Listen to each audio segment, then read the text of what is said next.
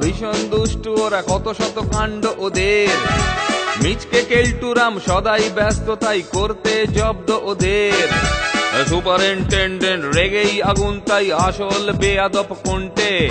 মরকট কেলটু না অন্য কেউ, নাকি মজাদার নন্টে ফন্টে, নন্টে ফন্টে, নন্টে ফন্টে, নন্টে ফন্টে, নন্টে ফন্টে, নন্টে ফন্টে, নন্টে ফন্টে, নন্টে ফন্টে।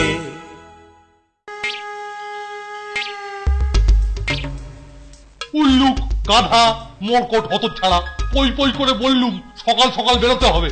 সকালের প্রথম ট্রেনটা ধরতে না পারলে পৌঁছতে পৌঁছতে সন্ধে হয়ে যাবে। তো লাট সাহেবদের ঘুম আর ভাঙে না, সব কটা নবাব কুত্তু।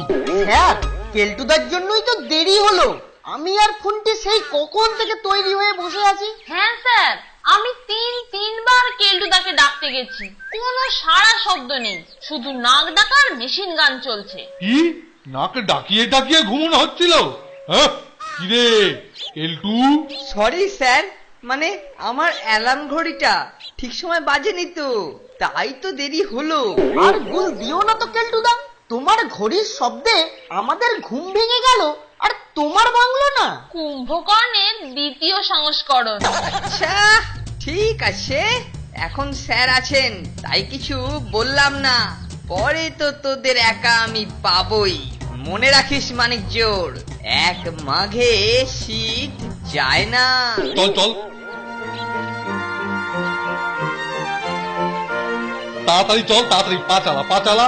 এখনো হয়তো ও সেকেন্ড গাড়িটা ধরতে পারি। আমার রাঙা পিসির বাড়ি যেতে ট্রেনে প্রায় ঘন্টা 7 লাগে, কিন্তু যেতে যেতে সন্ধে হয়ে গেলেই বিপদ। কি কুক্ষণে যে তোদের সঙ্গে পিসিমার বাড়ি যাবো ঠিক করেছিলাম। নে নে বাবা, চল চল চল।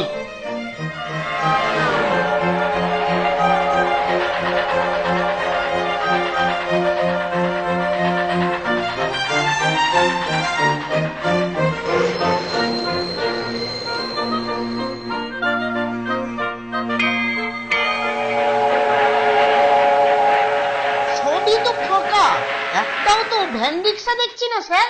যাবো কিসে করে? ওই নচ্ছটা কাঁধে চেপে যাবো বেটা গন্ডার।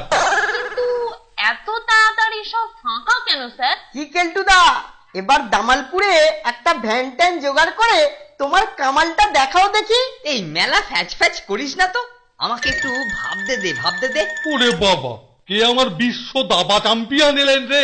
হ্যাঁ, উনি এখন ভেবে ভেবে জ্ঞানে চাল দিয়ে আমাদের মাত করে দেবেন। হ্যাঁ, ইচ্ছে করে মানে মানে চেলা কাঠ দিয়ে পিটিয়ে তোকে এখানে কাট করে দিই। না মানে স্যার, ভেবে কি আর ভ্যান বার করা যাবে? আমি ভাবছিলাম যে এই এত তাড়াতাড়ি ভ্যান রিক্সাগুলো গেল কোথায়। আরে এই জন্যেই তো তোদের আমি তাড়াতাড়ি আসতে বলেছিলাম। মানে এই তেনাদের রমরমাটা একটু বেশি। সন্ধ্যা নামলেই যত সব উৎপাত আরম্ভ হয়। কিসের উৎপাত স্যার? সেটা আবার তোকে ভালো করে বোঝাতে হবে উল্লুক। আরে তেনারা হলে তেনারা। তিনবার তো তেনাদের খপ্পরে পড়েছিলি চাঁদ, এর মধ্যেই ভুলে গেলি কি করে? না না না, মানে তিনারা মানে মানে ভূত।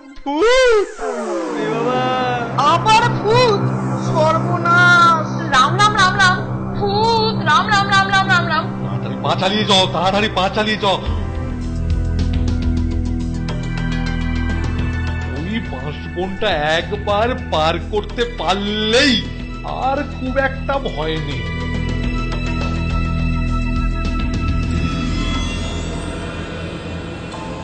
নন্টে ফন্টে, নন্টে ফন্টে, নন্টে ফন্টে,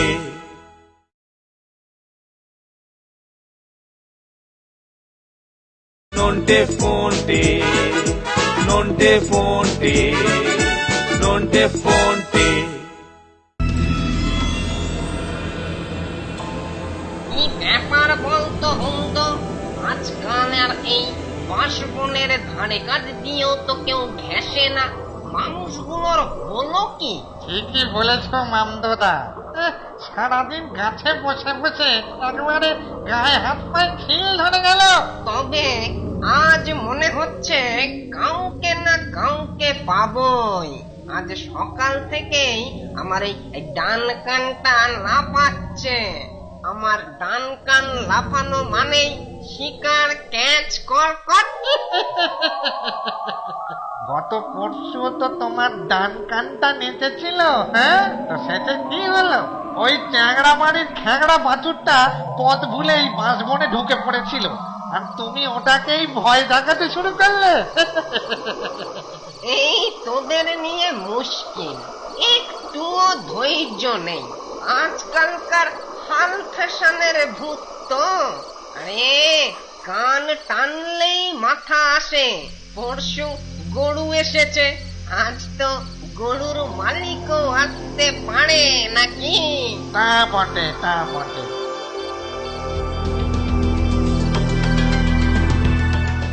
ওরে বাবা, এখনো অনেকটা পথ বাকি। পা চালা, পা চালা, পা চালা। স্যার ভূত ওই দেখুন। ওরে গেলটু, দেখ এবার নিঘাত গেলু। ওরে কে কোথায় আছো, বাঁচাও। স্যার ভয় পাবেন না, একটা ঢিল মেরে দেখবো স্যার।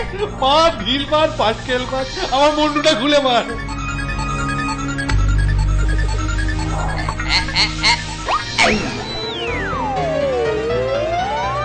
ওই দেখুন স্যার, ওই দেখুন, ভূত নয় কাপড়। আপনি মিছি ভয় পাচ্ছিলেন স্যার।